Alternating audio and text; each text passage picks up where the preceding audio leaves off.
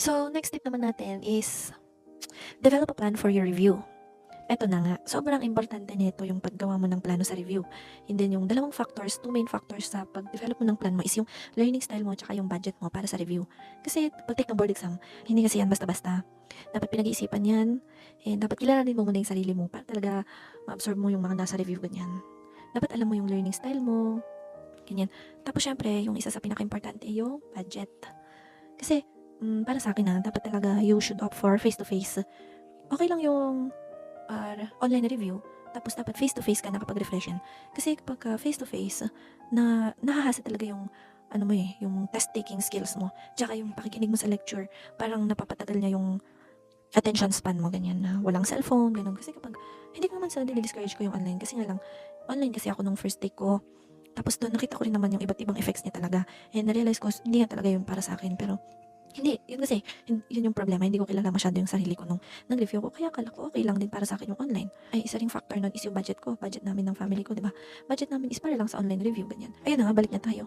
Di ba, yung dalawang main factor na learning style at saka budget. Paano mo malalaman yung learning style mo? Marami namang nasa-search dyan, ano? Tsaka, dapat alalahanin mo, paano ba ako nung college, ganyan. Slow learner ba ako, fast learner ba ako, ganun. Tapos naman yung sa budget, ganyan. Yun na nga yung, parang sa amin nun, ang kulang sa budget na pang face to face sa Manila kasi alam niyo naman 'di ba parang medyo mahal yung mabuhay sa Manila, apartment, pagkain, transpo, kung magta-transpo ka, ganun. Alam mo yun, tsaka wala pa kang kakilala doon, mga ganun. Maraming factor, no? Okay, ito, yun na actually yung first step, no? Paano ka ba mag-develop ng plano mo sa review? Paano atakin? Paano atakin yung board exam? Ganun na nga yung, parang laban siya no? Ganun, first step is you to know yourself. Sabi ko nga, may mga nasa-search kung paano malaman yung learning style mo, yan, alalahanin mo ng college. Ako kasi, hindi ko masasabing fast learner ako, pero hindi rin naman ako slow learner. So, sakto lang siya. Tsaka, yun na, sanay ako nga mag-isa, kaya sabi ko, okay sa akin ng online.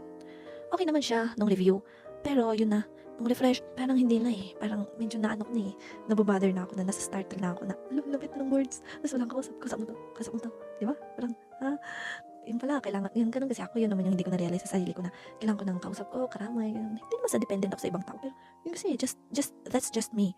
Mahilig ako makipag-usap na, lang hirap mga ganung bagay. Okay, so step 2, yan, research well about review centers.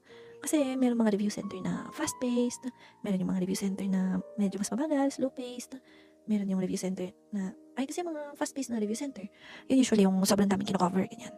Maraming kino-cover na topics. Kasi ganun naman ang board exam, di ba? Anything under the sun, yan, pwede lumabas yun. Tapos, yung ibang review center, yun nga, sinasabi ko, slow-paced, ganyan. Mas slow-paced sila kasi mas konti yung topic.